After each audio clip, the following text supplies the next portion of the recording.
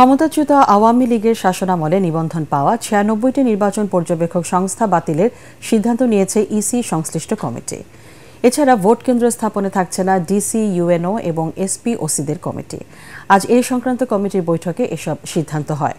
পরে নির্বাচন কমিশনার আনোয়ারুল ইসলাম সরকার বলেন, সুষ্ঠু ও নজিরবিহীন নির্বাচন করতে ইসি বদ্ধপরিকর। রাসনা দাসের রিপোর্ট। আসন্ন জাতীয় সংসদ নির্বাচন চলতি বছর ডিসেম্বরে আয়োজনের প্রস্তুতি নিচ্ছে নির্বাচন কমিশন। দুপুরে নির্বাচন ভবনে সংসদীয় আসনের সীমানা নির্ধারণ, ভোটকেন্দ্র স্থাপন, রাজনৈতিক দল ও পর্যবেক্ষণ সংস্থা নিবন্ধন এবং বিধিমালা পর্যালোচনা সংক্রান্ত কমিটির বৈঠক অনুষ্ঠিত হয়।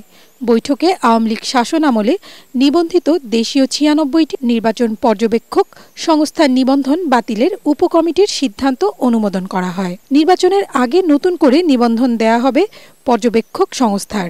এছাড়া ভোট কেন্দ্র স্থাপন হবে জেলা, উপজেলার নির্বাচন কর্মকর্তাদের মাধ্যমে। থাকবে না ডিসি, এসপি, ইউএনও ও ওসিদের কমিটি। কমিটির ২ জন সদস্য এসব তথ্য নিশ্চিত করেছেন। সম্প্রতি প্রকাশিত হয়েছে। পরে ব্রিফিং করেন এই কমিটির সভাপতি নির্বাচন কমিশনার আনোয়ারুল ইসলাম সরকার। তিনি জানান, নির্বাচন কমিশন এখন পর্যন্ত এ বিষয়ে কোনো চূড়ান্ত সিদ্ধান্ত নেয়নি। তবে বিতর্কমুক্ত নির্বাচন আয়োজনে সকল প্রস্তুতি নিচ্ছে ইসি।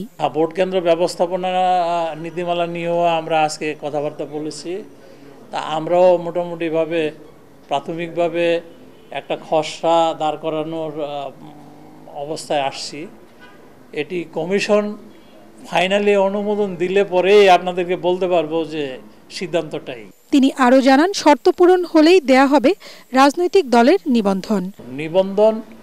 রাজনৈতিক দলগুলো যদি নির্বাচন কমিশনের কাছে চায়, শর্ত পূরণ হলে পরে নিবন্ধন দিবে। যদি না চায় তাইলে পরে তো নিবন্ধন লাগবে না। গণবিজ্ঞপ্তি নিয়ে আদালতের স্থগিতাদেশ রায়ের কপি এখনো পায়নি বলেও জানান তিনি। এর মাধ্যমে জানতে পেরেছি। রাসনা দাস, এটিএন বাংলা, ঢাকা।